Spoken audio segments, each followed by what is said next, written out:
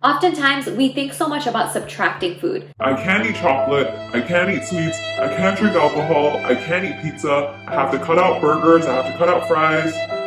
but we don't sit down and visualize all of the delicious foods that we can have. What about a large crunchy salad with lots of toppings and a creamy homemade dressing? Or a healthy version of a burrito?